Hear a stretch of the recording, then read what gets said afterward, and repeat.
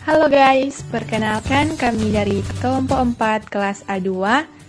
Pada saat ini kami akan mempresentasikan dengan materi kelompok kami, konsep dan asuhan keperawatan luka bakar, yang terdiri dari Tesalonika Singal, Jose Singgi, dan saya sendiri Syahran Wisan, serta Karina Manurib. Pengertian, luka bakar adalah suatu trauma yang disebabkan oleh panas, arus listrik, bahan kimia, dan petir yang mengenai kulit, mukosa, dan jaringan yang lebih dalam. Etiologi adanya luka bakar suhu tinggi atau thermal burn yang terdiri dari gas, cairan, bahan padat, atau solid. Ada juga disebabkan karena luka bakar bahan kimia atau chemical burn yang biasanya disebabkan oleh kontaknya jaringan kulit dengan asam atau basa kuat, konsentrasi zat kimia, lamanya kontak, dan banyaknya jaringan yang terpapar menentukan luasnya injuri karena zat kimia ini. Luka bakar kimia dapat terjadi misalnya karena kontak dengan zat-zat pembersih yang sering dipergunakan untuk keperluan rumah tangga dan berbagai zat kimia yang digunakan dalam bidang industri dan pertanian. Ada juga luka bakar elektrik atau electrical burn yang disebabkan oleh panas yang digerakkan dari energi listrik yang dihantarkan melalui tubuh. Berat ringannya luka dipengaruhi oleh lamanya kontak, tingginya voltage, dan cara gelombang elektrik itu sampai mengenai tubuh. Luka bakar listrik ini biasanya lukanya lebih serius dari apa yang terlihat di permukaan tubuh. Dan yang terakhir, luka bakar radiasi atau radiation with injury burn. Disebabkan oleh terpapar dengan sumber radioaktif, tipe injuri ini seringkali berhubungan dengan penggunaan radiasi ion pada industri dan terbakar oleh sinar matahari akibat terpapar yang terlalu lama juga merupakan salah satu tipe luka bakar radiasi. Patofisiologi. Luka bakar disebabkan oleh perpindahan energi dari sumber panas ke tubuh. Panas tersebut dapat dipindahkan melalui konduksi atau radiasi elektromagnetik. Derajat luka bakar yang berhubungan dengan beberapa faktor penyebab, konduksi jaringan yang terkena, dan lamanya kulit kontak dengan sumber panas. Kulit dengan luka bakar mengalami kerusakan pada epidermis, dermis maupun jaringan subkutan tergantung pada penyebabnya. Terjadinya integritas kulit memungkinkan mikroorganisme masuk ke dalam tubuh. Kehilangan cairan akan mempengaruhi nilai normal cairan dan elektrolit tubuh akibat dari peningkatan pada permeabilitas pembuluh darah, sehingga terjadi perpindahan cairan dari intravaskuler ke ekstravaskuler melalui kebocoran kapiler yang berakibat tubuh kehilangan natrium, air, klorida, kalium, dan protein plasma. Kemudian terjadi edema menyeluruh dan dapat berlanjut pada syok hipovolemik apabila tidak segera ditangani. Menurunnya volume intravaskuler dapat menyebabkan aliran plasma ke ginjal dan GFR atau right filtration glomerulus akan menurun sehingga haluaran urin meningkat. Nah, jika resitasi cairan untuk kebutuhan intravaskuler tidak adekuat, bisa terjadi gagal ginjal, dan apabila resitasi cairan adekuat, maka cairan interstisial dapat ditarik kembali ke intravaskuler sehingga terjadi fase diuresis. Manifestasi klinik. Menurut Effendi, tahun 1999, manifestasi klinik yang muncul pada luka bakar sesuai dengan kerusakannya. Yang pertama, grade 1. Kerusakan pada epidermis, kulit kering kemerahan, nyeri sekali, sembuh dalam 3-7 hari, dan tidak ada jaringan parut. Yang kedua, grade 2. Kerusakan pada epidermis dan dermis, terdapat vesikel dan edema subkutan, luka merah, basah dan mengkilat, sangat nyeri, sembuh dalam 28 hari, tergantung komplikasi infeksi. Yang ketiga, grade 3. Kerusakan pada semua lapisan kulit, tidak ada nyeri, luka merah keputihan, dan hitam keabu-abuan, tampak kering, lapisan yang rusak tidak sembuh sendiri, maka perlu skin graft.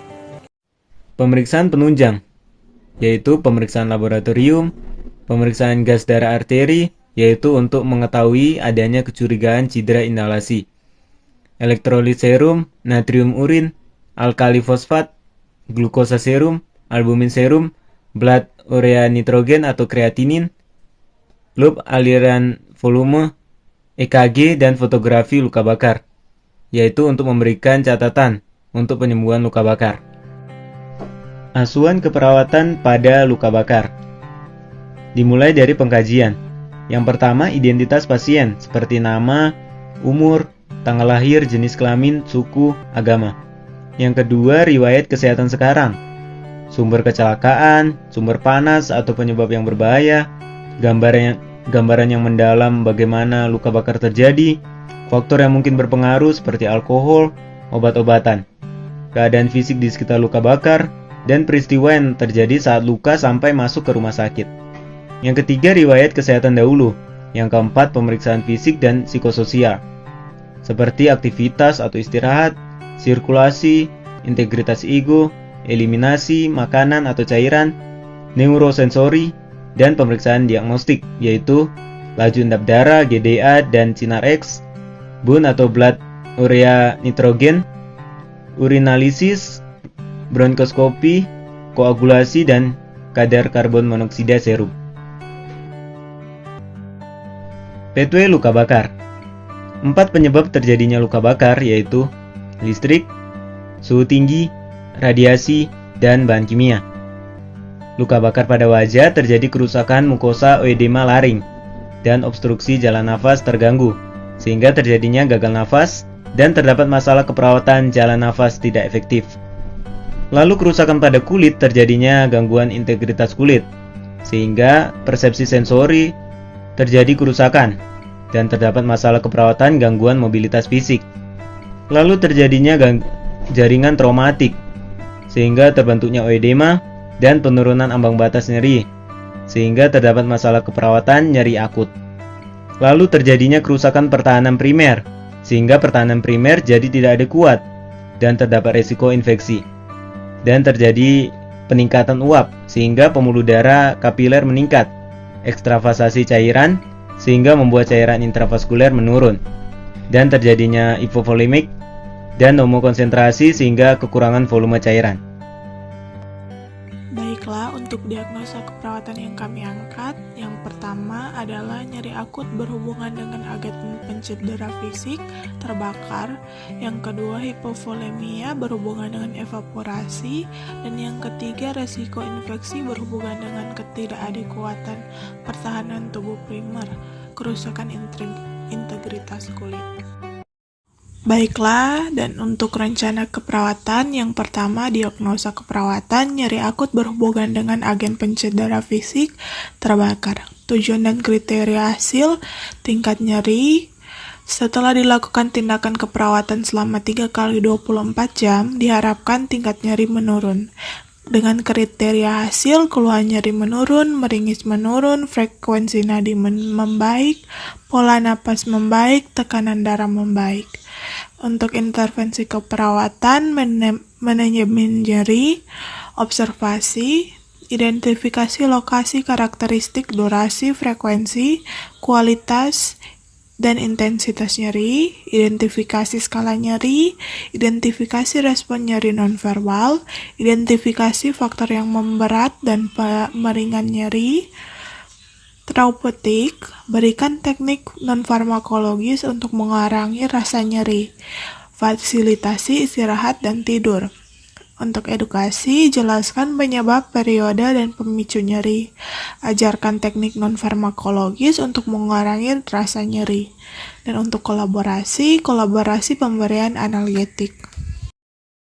Dan untuk rencana keperawatan yang kedua, diagnosa keperawatan hipovolemia berhubungan dengan evaporasi, tujuan dan kriteria hasil keseimbangan cairan. Setelah dilakukan tindakan keperawatan selama 3 kali 24 jam, diharapkan keseimbangan cairan meningkat dengan kriteria hasil, asupan cairan meningkat, edema menurun, trugor kulit membaik. Dan untuk intervensi keperawatan, manajemen hipovolemia, observasi, periksa tanda dan gejala hipovolemia, misalnya frekuensi nadi meningkat, nadi teraba lemah, tekanan darah menurun, tekanan nadi menyempit, trugor kulit menurun, hematokrit meningkat dan lemah. Monitor intake dan output cairan. Untuk terapeutik, hitung kebutuhan cairan, berikan asupan cairan oral. Dan untuk edukasi, anjurkan memperbanyak asupan cairan oral, anjurkan menghindari perubahan posisi mendadak. Kolaborasi pemberian cairan intravena istonis, misalnya cairan NaCl dan RL. Kolaborasi pemberian produk darah. Dan untuk rencana keperawatan yang terakhir, diagnosa keperawatan, resiko infeksi berhubungan dengan ketidakadekuatan pertahanan tubuh primer, kerusakan integritas kulit, tujuan dan kriteria hasil, tingkat infeksi. Setelah dilakukan tindakan keperawatan selama 3 kali 24 jam, diharapkan tingkat infeksi menurun dengan kriteria hasil kemerahan menurun, nyeri menurun, bengkak menurun. Intervensi keperawatan, pencegahan infeksi. Observasi, monitor tanda dan gejala infeksi lokal dan sistemik, terapeutik, berikan perawatan kulit pada area edema, cuci tangan sebelum dan sesudah kontak dengan pasien dan lingkungan pasien, pertahankan teknik aseptik pada pasien beresiko tinggi.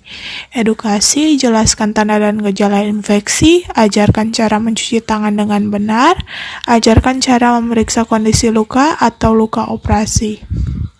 Anjurkan meningkatkan asupan nutrisi. Anjurkan meningkatkan asupan cairan.